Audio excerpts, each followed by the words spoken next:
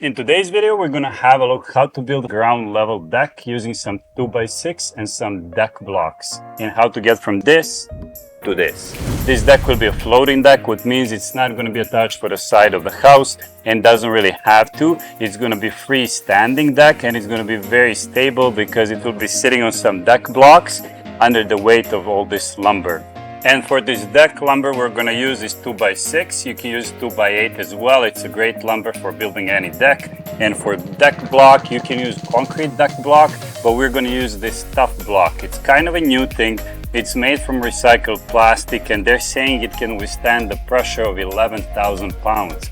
So we want to give it a try. As well, this is the lowest deck block that I could find, and as we want to keep this deck as low as possible as we can get, this is what I'm going to use. And when I'm saying that we are building ground level deck, it's not really going to be sitting on the ground. It's going to be sitting on this deck block, and then we're going to have this 2x6, then another deck board that's 2x6 as well. So the height of our deck will basically be 9 inches from the ground floor to the top of our deck board will be 9 inches, and that's the lowest as I can go. This is the area where we're going to build our deck. Half of it is a concrete and half of it is a topsoil, and you don't really want to put your deck block on the topsoil, as topsoil might get washed off over time, and your deck block might become loose and unstable. So the best thing is to lay the paver on your topsoil, and then you're going to put your deck block on the paver itself. And when you're setting up a paver, you don't really, again, want to put a paver on the topsoil only. And you want to have your paver sitting on crushed rock, like this one, or mix of sand and the crushed rock, as this is not going to get that slushy and it's not going to get washed away in the case of heavy rain. I have 5 pavers in this little area, and before I actually start building a deck frame, I want to make sure they're all in level. Bubble between 2 lines, that's the best I'm ever gonna get. This is gonna be a custom deck more than a simple square deck, because we have these basement window wells and we want to build our deck frame around window wells instead of covering them and block all the lights to the basement. So this is going to be my setup. I'm basically going to build a frame from 2x4 around it and then start laying some 2x6 joists in it.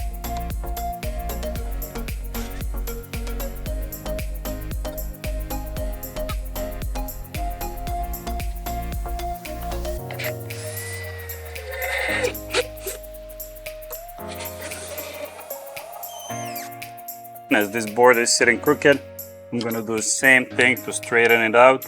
I'm going to add a screw here and pull the board with my hammer, just like that.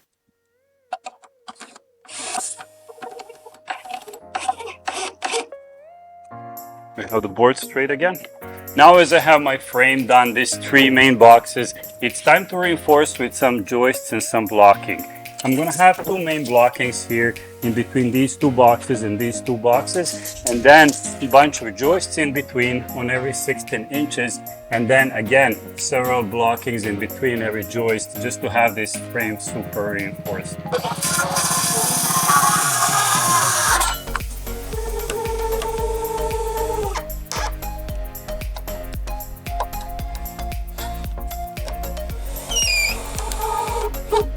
I'm gonna make a mark on every 16 inch, because that's how much you should spread out your joists, not more, not less.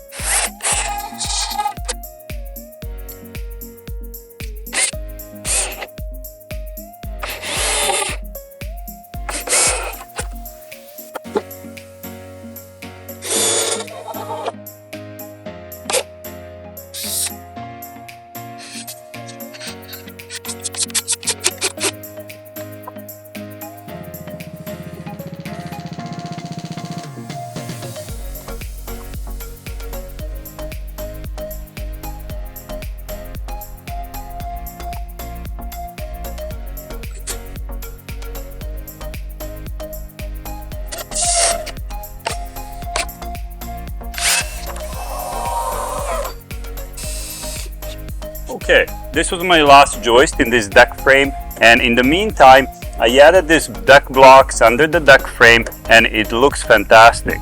And plus on top of that, I'm going to reinforce this deck frame by adding a few hangers and corner ties.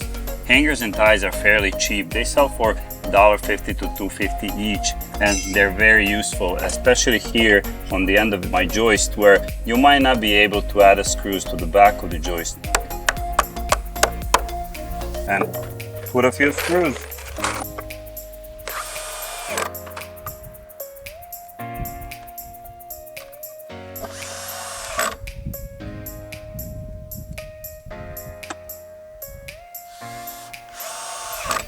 And for last stage of this deck framing, I'll be adding some blockings. Blockings are basically short pieces of wood lumber blocks cut off from joist leftovers and attached in between the joists for reinforcement of your deck framing.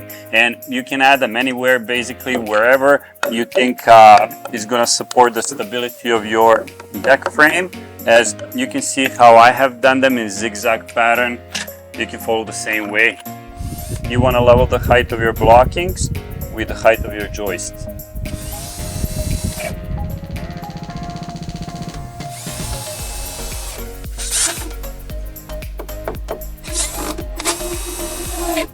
All the blocking is done now. What really gave an extra strength to this deck framing, and the black thing that you see, it's actually something to protect your joist on your round lumber from rotting. There is a joist guard tape. The name is a joist guard that you can use to cover your joist, but I actually use the duct tape. Duct tape will be totally fine. And if you use a pressure treated lumber, it's not necessarily needed. It might be an overkill, but if you want to invest in your deck more and protect your investment, then this is a great idea, because over time all the water that's draining over your deck board will be sitting here, and this is the first thing is going to rot. So if you want to protect your joist from rotting and give your deck frame life as much as it can get, you should protect it with a joist guard or a duct tape. Both options will work great. Now I'm going to start laying out some deck boards, and I could basically lay them out horizontally one by one, simple as that. But as I don't really like those rough deck ends, and this is a custom deck, so what I'm going to make here, I'm going to make picture frame border ends. And the way how to do that, you basically take your deck boards and lay them out all around your deck frame, and use your 45 degrees angle cut in the corner and get all the pieces together. And this is what you get. Another thing I want to show you is this deck is 10 by 20 feet long, and that's way bigger than the boards I have. So I basically need 20 feet long boards, and I don't have them. I only have 12 feet long deck boards. So what I'm going to do, I'm going to split this deck in half so I can use smaller deck boards on each side. And the way I'm going to do this, basically going to have to add a split deck board just in the middle, like that, in between these two ends. So now I can use my 10-12 feet boards on each side. Now I'm finally laying out the deck boards, and again I'm using my camo tool guide again here. It really has a great feature, give me the option to hide the screws on the edge of the board and leaving that important gap for expansion, contraction and drainage.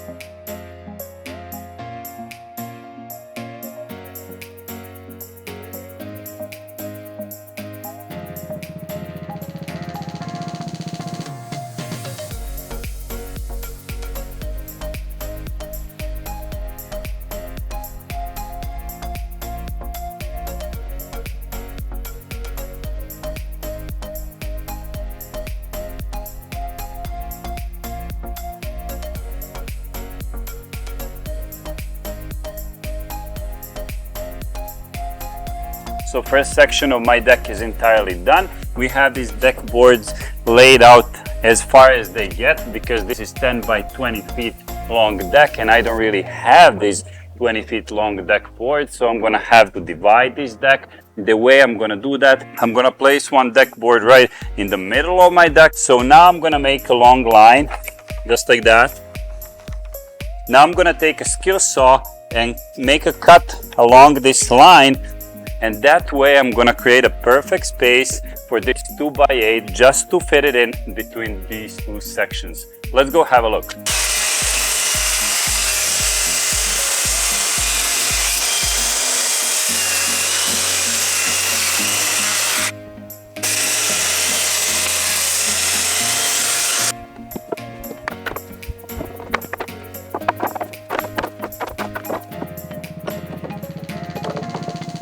So this is how you split your deck.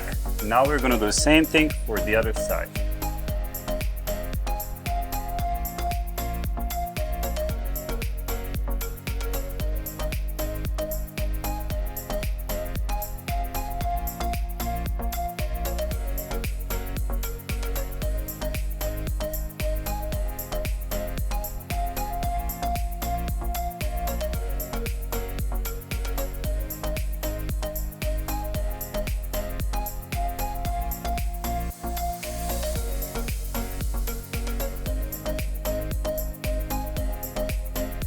And this is our custom deck completed. So basically it always comes down to level your surface, build your box from joists, get them together, square it up, and cover it with the deck boards. Thank you very much for watching the video. If you like this video, please give us a thumbs up and subscribe.